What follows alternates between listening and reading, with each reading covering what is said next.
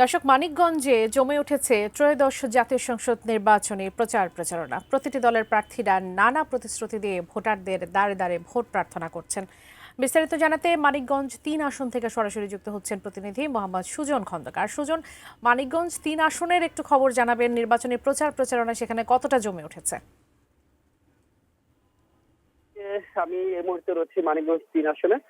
আপনাকে জানিয়ে রাখতে চাই, মানিকগঞ্জে যে ৩টি সংসদীয় আসন রয়েছে এর মধ্যে সব থেকে গুরুত্বপূর্ণ সংসদীয় আসন হচ্ছে মানিকগঞ্জ ৩ আসন। কারণ এটি হচ্ছে মানিকগঞ্জ সদর এবং সাতুরিয়া নিয়ে গঠিত।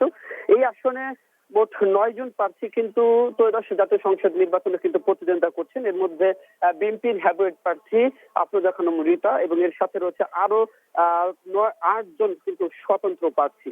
এই আসনে কিন্তু দফায় দফায় সংঘর্ষ চলছে স্বতন্ত্র প্রার্থীর মধ্যে এবং মূল প্রার্থীর মধ্যে। গতকালকেও কিন্তু এই আসন থেকেই ৫ জন স্বতন্ত্র প্রার্থী আর ৩ জন স্বতন্ত্র এবং ২ জন দলীয় প্রার্থী কিন্তু বিশেষ করে যে বিএনপির প্রার্থীর বিরুদ্ধে আফরোজা খানম রিতার বিরুদ্ধে কিন্তু তার নির্বাচনী আচরণবিধি ভঙ্গের অভিযোগে নিয়ে কিন্তু সংবাদ সম্মেলন করেছে।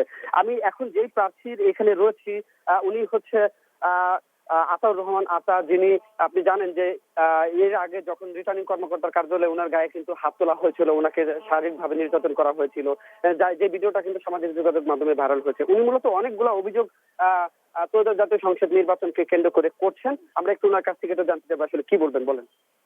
নির্বাচনের জন্য আমি সারা মাঠ বসে বেরিয়েছি। জনগণ আমাকে চাচ্ছে, তারা চাচ্ছে সন্ত্রাস এবং চাঁদাবাজ মুক্ত সমাজ গড়ার জন্য আমাকে তারা বেছে নিয়েছে। আমার সততা এবং নিষ্ঠার জন্য তারা আমাকে গ্রহণ করে। কাজ করতে কি কি সমস্যা হচ্ছে সেটা বলেন। সমস্যা হচ্ছে আমাদের বড় দল বিএনপির নেতা কর্মীরা এখনো আমাদের প্রত্যেকটা নেতা কর্মীকে প্রত্যেকটা এলাকাতে তারা ভয়ভীতি প্রদর্শন করতেছে এবং আমি শঙ্কিত।